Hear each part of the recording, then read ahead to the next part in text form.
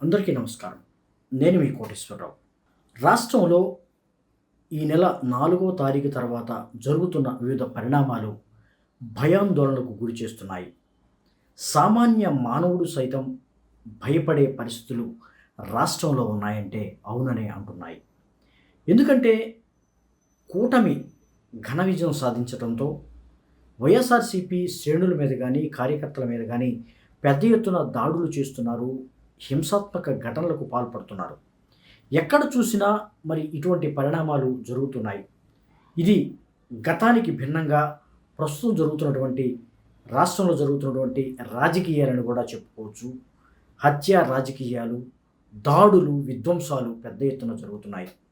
అయితే ఇది గతంలో జరగలేదా అంటే గతంలో కూడా జరిగాయి, కానీ ఫలితాలు తర్వాత వెంటనే రాష్ట్రంలో జరగడం అనేది ఇప్పుడు ఒక చర్చనీయాంశంగా మారింది. ఎందుకు జరుగుతుంది?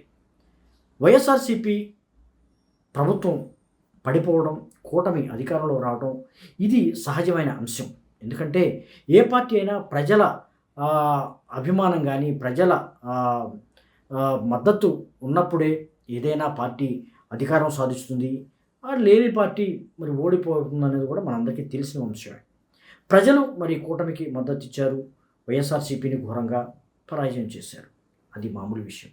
అయితే ఎందుకు ఈ రాష్ట్రంలో బీహార్ తరహా రాజకీయాలు జరుగుతున్నాయి, బీహార్ తరహా విధ్వంసాలు జరుగుతున్నాయి అనేది ఇప్పుడు అందరి ముందు ఉన్నటువంటి ప్రశ్న. ఇది ఇలాగే ఇప్పుడు కూటమి అధికారంలోకి వచ్చింది 2024లో. ఒకవేళ 2029లో వైఎస్ఆర్సీపీ అధికారంలోకి వస్తే పరిస్థితి ఏమిటి? ఎలా ఉండబోతుంది?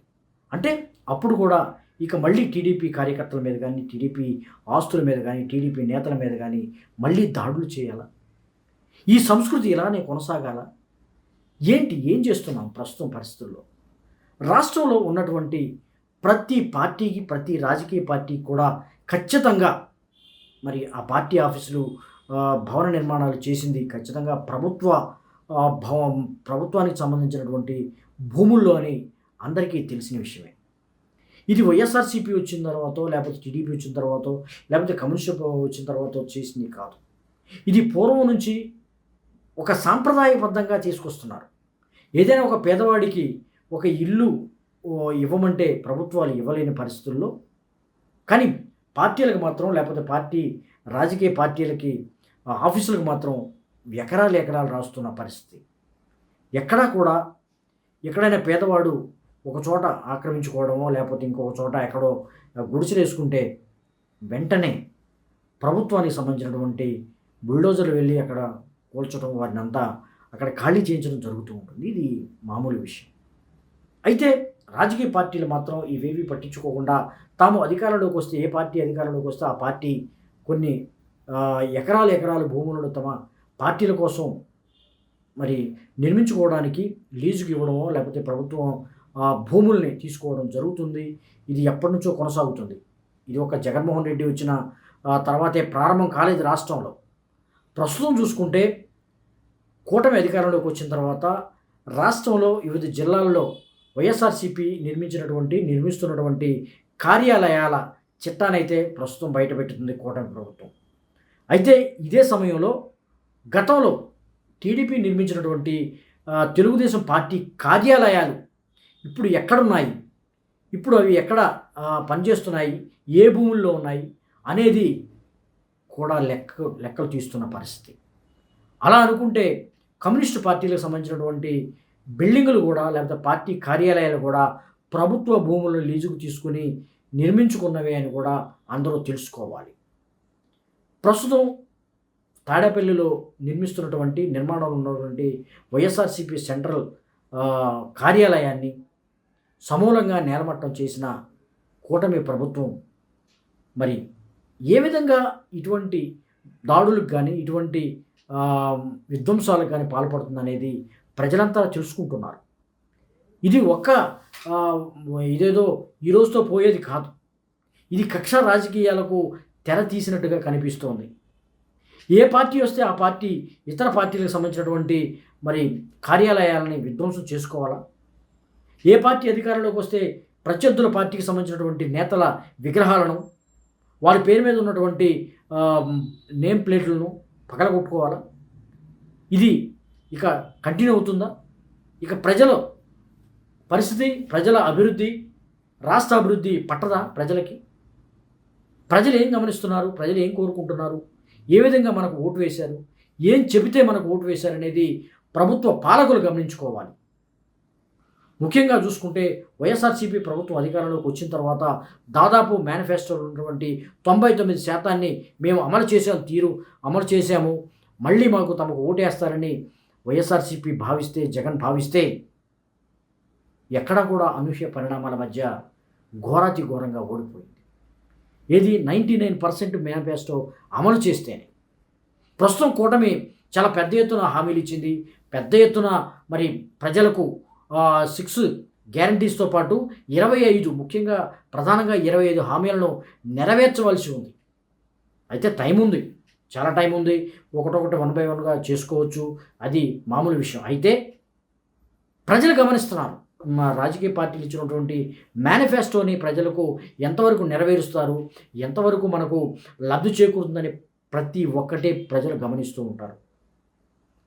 99% పూర్తి చేసినటువంటి వైఎస్ఆర్సీపీకి ఇటువంటి గతి పడితే రేపొద్దున కూటమి ఏమాత్రం 1-2 మరి అంశాలను వదిలేసినా కానీ ఏ విధంగా ఉంటుంది, ఏ విధంగా ఉండబోతుందని ఒకసారి ప్రతి ఒక్కరూ ఆలోచించుకోవాలి. పార్టీలు మారొచ్చు, పార్టీ విధానాలు మారొచ్చు, మేనిఫెస్టోలు మారొచ్చు, కానీ ప్రజలు మాత్రం ఒకట్లే ఉంటారు. ప్రజలే ఆ తీర్పును ప్రతిసారి ఇస్తూ ఉంటారు. ప్రజలు మారరు, పార్టీలు మారినా ప్రజలు మారరు. ప్రజలు గమనిస్తూనే ఉంటారు. ప్రతి ఒక్కటి వారికి సమాధానం చెప్పుకోవాల్సిన అవసరం ప్రతి ఒక్కరికి ఉంటుందని అందరూ తెలుసుకోవాలి. ఇప్పుడు కార్యకర్తల మీద, లేకపోతే నేతల ఇళ్ల మీద, లేకపోతే ప్రభుత్వ ఆస్తుల మీద ధ్వంసం చేశారు పరిస్థితి. ఇది ఇక్కడితో ఆగుతుందా? ఇది ఇప్పటితో సమస్య పోతుందా అంటే చెప్పలేము.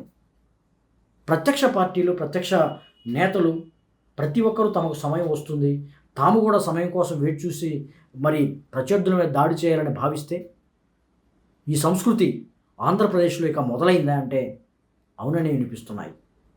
ఇది రాష్ట్రానికి కానీ, ప్రజల శ్రేయస్సుకు కానీ, రాష్ట్ర అభివృద్ధికి కానీ ఇది అంత మంచిది కాదని రాజకీయ విశ్లేషకులు, మేధావులు భావిస్తూ ఉన్నారు.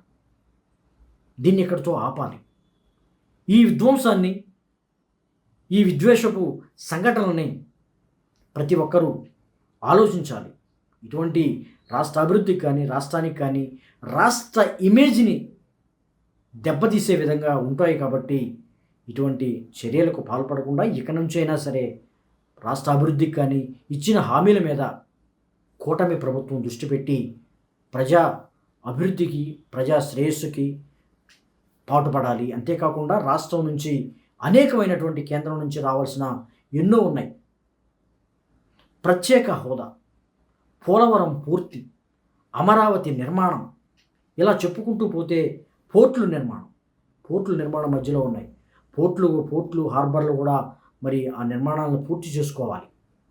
పక్క రాష్ట్రంతో సత్సంబంధాలు నెలకొల్పి అక్కడి నుంచి విభజన చట్టం ప్రకారం మనకు రావాల్సిన ఎన్నో నిధులు కానీ, వేల కోట్ల రూపాయల నిధులు కూడా తెచ్చుకోవాల్సిన అవసరం ఉంది. వీటన్నిటి మీద మరి కూటమి ప్రభుత్వం దృష్టి పెట్టి మరి ముందుకు సాగాలని ప్రతి ఒక్కరూ కోరుకుంటున్నారు. అంతేకాకుండా విధ్వంసాలకు మరి ప్రత్యర్థి పార్టీల మీద కక్ష సాధింపు చర్యలకు పాల్పడకూడదని అందరూ విజ్ఞప్తి చేస్తూ ఉన్నారు. ఉంటుంది, ప్రభుత్వం వచ్చిన తర్వాత వాడు నా మీద ఎలా అన్నాడు, లేకపోతే నన్ను ఎలా తిట్టాడు అనేది జరుగుతూ ఉన్న పరిస్థితుల్లో ప్రత్యేకంగా ఇటువంటి అంశాలను మరి ఒక పక్క రూపుమాపుతూ ప్రభుత్వాన్ని మారిన మనిషి అంటున్నారు చంద్రబాబు, నేను మారిపోయాను అంటున్నారు. ప్రత్యక్ష దాడులు ఉండవు, లేకపోతే ప్రత్యర్థుల మీద కక్ష సాధింపుల చర్యలు ఉండవని అసెంబ్లీ సాక్షిగా చెప్పారు. ఎక్కడా కూడా ఆచరణలో కనిపించని పరిస్థితి. ఇది ముందు జరగకుండా మరి ప్రభుత్వం రాష్ట్ర అభివృద్ధి మీద దృష్టి పెట్టి ముందుకు సాగవలసిన అవసరం ఉందని ప్రతి ఒక్కరూ కోరుకుంటున్నారు. ఇది ఈనాటి వాస్తవం.